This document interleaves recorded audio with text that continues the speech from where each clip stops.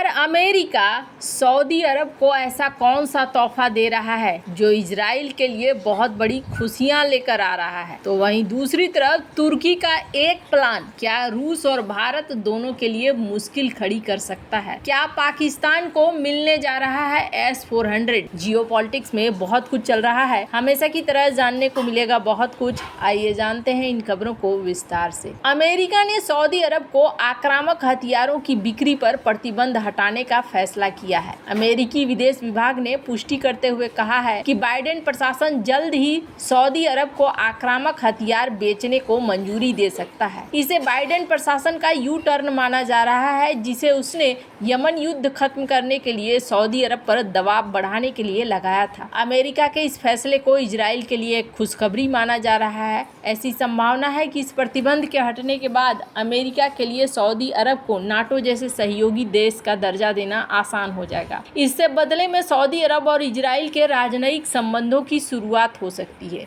विदेश विभाग के एक वरिष्ठ अधिकारी ने पुष्टि करते हुए कहा है कि अमेरिका सऊदी अरब को हवा से जमीन पर मार करने वाले कुछ हथियारों के ट्रांसफर पर अपने निलंबन को हटा रहा है। इससे पारंपरिक हथियार बेचने की नीति के अनुरूप एक नई नीति बनाई जा सकेगी, जिसके आधार पर सऊदी अरब को आक्रामक हथियार भी बेचे जा सकेंगे। अमेरिकी कांग्रेस के एक सदस्य ने कहा कि बाइडेन प्रशासन ने एक हफ्ते पहले ही कांग्रेस को प्रतिबंध हटाने के अपने निर्णय के बारे में जानकारी दी है। एक दूसरे सूत्र ने कहा कि सऊदी अरब को हथियारों की बिक्री अगले हफ्ते की शुरुआत में फिर से शुरू की जा सकती है। कहा जा रहा है अमेरिकी सरकार बिक्री के बारे में अधिसूचनाओं को तुरंत प्रकाशित करने जा रही है। बाइडेन प्रशासन के एक बड़े अधिकारी ने कहा है कि सऊदी ने सौदे के अपने हिस्से को पूरा कर लिया है और हम अपने हिस्से को पूरा करने के लिए तैयार हैं। अमेरिकी कानून के तहत प्रमुख अंतर्राष्ट्रीय हथियार सौदों को अंतिम रूप दिए जाने से पहले कांग्रेस के सदस्यों द्वारा उनकी समीक्षा की जानी चाहिए। डेमोक्रेटिक और रिपब्लिकन सांसदों ने हाल के सालों में सऊदी अरब को आक्रामक हथियार दिए जाने पर सवाल उठाए हैं, जिसमें यमन में इनके अभियान के कारण नागरिकों पर पड़ने वाले प्रभाव, मानवाधिकार से जुड़ी कई तरह की चिंताओं का भी हवाला दिया गया है। लेकिन हमास द्वारा 7 अक्टूबर को इजराइल पर किए गए घातक हमले और यमन में अभियान के संचालन में बदलाव के बाद मध्य पूर्व में उथल पुथल के बीच ये विरोध कम हो गया है। मार्च 2022 के बाद से जब सऊदी और हूतियों ने संयुक्त राष्ट्र के नेतृत्व में एक युद्ध विराम समझौते पर हस्ताक्षर किए, तब से यमन में सऊदी अरब का कोई भी हवाई हमला नहीं हुआ है। इतना ही नहीं, यमन से सऊदी अरब में सीमा पार गोलीबारी भी काफी हद तक बंद हो गई है। अमेरिकी विदेश विभाग के एक अधिकारी ने बताया है कि हम उन सकारात्मक कदमों पर ध्यान देते हैं जो सऊदी रक्षा मंत्रालय ने पिछले 3 सालों में अपने नागरिक नुकसान शमन प्रक्रियाओं में काफी सुधार करके उठाए हैं, जिसका कुछ श्रेय अमेरिकी प्रशिक्षकों और सलाहकारों को जाता है। बाइडेन ने 2021 में सऊदी अरब को हथियारों की बिक्री पर कड़ा रुख अपनाया, जिसमें यमन में हूतियों के खिलाफ किंगडम के अभियान का हवाला दिया गया। तब से सऊदी अरब और अमेरिका के बीच संबंध मधुर हो गए, क्योंकि वाशिंगटन ने हमास के 7 अक्टूबर के हमले के बाद युद्ध के बाद गाजा के लिए एक योजना तैयार करने के लिए रियाद के साथ मिलकर काम किया। बाइडेन प्रशासन ने एक बड़े सौदे के हिस्से के रूप में रियाद के साथ एक रक्षा समझौता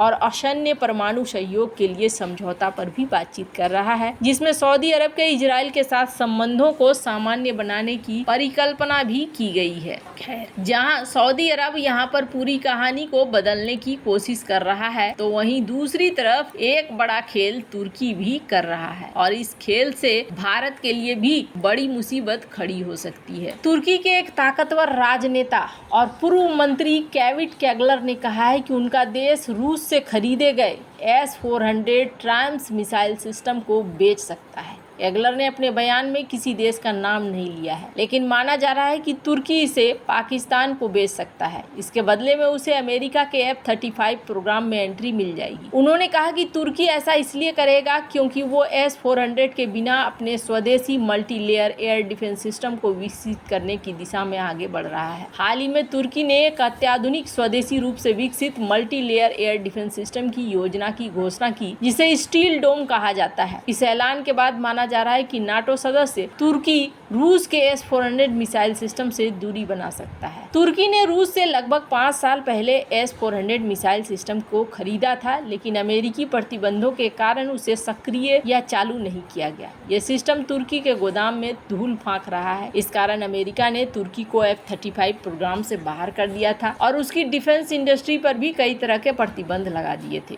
दिसंबर 2023 में तुर्की के रक्षा मंत्री यासर गुलर ने स्पष्ट किया कि रूस से खरीदी गई S-400 सतह से हवा में मार करने वाली मिसाइल प्रणाली सेना के भंडार में रहेगी। आवश्यकता अनुसार इसका उपयोग किया जाएगा। रूस से तुर्की के S-400 मिसाइल सिस्टम की खरीद ने कई सवाल खड़े कर दिए थे। तुर्की नाटो सदस्य देश है जिसके अमेरिका के साथ मजबूत सैन्य संबंध है। नाटो का गठन ही रूस के खिलाफ किया गया था। ऐसे में रूस से उसके एयर डिफेंस को खरीदना, उसे तैनात करना बाकी सदस्य देशों खासकर अमेरिका को चिढ़ाने जैसा। अमेरिका का मानना था कि रूस में बना S-400 मिसाइल सिस्टम उसके F-35 प्रोग्राम को खतरे में डाल देगा, जिसका तुर्की एक महत्वपूर्ण सदस्य है। हालांकि अमेरिका की कई चेतावनियों के बावजूद तुर्की ने 2017 में रूस के साथ S-400 समझौते पर हस्ताक्षर किए 2 साल बाद डिलीवरी भी प्राप्त की। 2019 में S-400 की डिलीवरी होते ही अमेरिका ने तुर्की के डिफेंस सेक्टर पर प्रतिबंध लगा दिया और तुर्की को F-35 प्रोग्राम से हटा दिया। तुर्की ने भी दुनिया के सबसे शक्तिशाली माने जाने वाले F-35 लड़ाकू विमान की जगह रूसी S-400 एयर डिफेंस सिस्टम को चुना, जो दुनिया की चुनिंदा देशों के पास ही है। हालांकि खरीद में दिखाई गई जल्दबाजी के बावजूद तुर्की ने S-400 एयर डिफेंस सिस्टम को अभी तक तैनात नहीं किया। विशेषज्ञों का अनुमान है कि तुर्की ने अमेरिका और इसके अधिक प्रतिबंधों के खतरे, भविष्य में अपनी हवाई शक्ति को बढ़ाने में उसके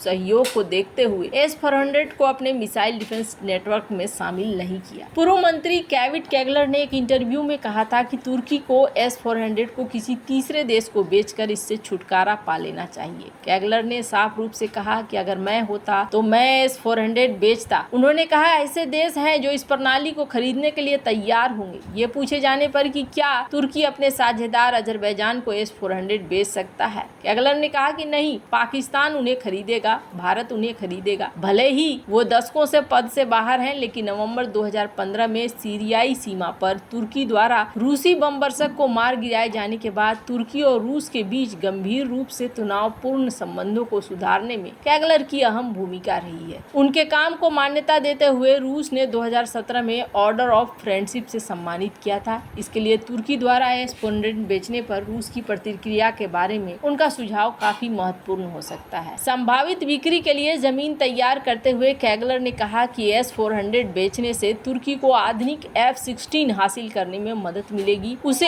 F-35 joint strike fighter programme में फिर से शामिल होने की अनुमति मिलेगी, जिससे वाशिंगटन ने विवादास्पद अधिग्रहण के बाद 2019 में उसे निष्कासित कर दिया था। जब उनसे पूछा गया कि क्या वो रूस के साथ किसी तीसरे देश को सिस्टम की संभावित बिक्री के लिए बातचीत करेंगे, तो कैगलर ने कहा कि सत्ता में बैठे लोगों को ये करना होगा। रिपोर्ट के अनुसार तुर्की को S-400 को किसी तीसरे पक्ष को बेचने के लिए रूस की मंजूरी लेनी होगी। हालांकि तुर्की के किसी तीसरे देश को S-400 मिसाइल सिस्टम बेचने की संभावना दूर की कौड़ी लगती है, क्योंकि अर्दोगन प्रशासन ने अभी तक कोई संकेत नहीं दिए हैं कि वो इस रूसी सिस्टम से छुटकारा चाहते हैं। इसके उलट अभी तक ऐसी किसी संभावना को भी खारिज कर दिया है। तुर्की ने साल जनवरी में ही अमेरिका को F-16 को अंकारा को बेचने के लिए मना लिया था। अमेरिका ने भी स्वीडन की नाटो सदस्यता के बदले में तुर्की को F-16 की मंजूरी दे दी थी। हालांकि तुर्की ने अपने पुराने F-16 को आधुनिक बनाने के लिए अपग्रेड किट और गोला बारूद की संख्या कम कर दी है और वर्तमान में यूरो फाइटर टाइफून पर नजर गड़ाए हुए है। हालांकि कुछ विशेषज्ञ मानते हैं कि तुर्की की नजर F-35 लाइटनिंग पर है।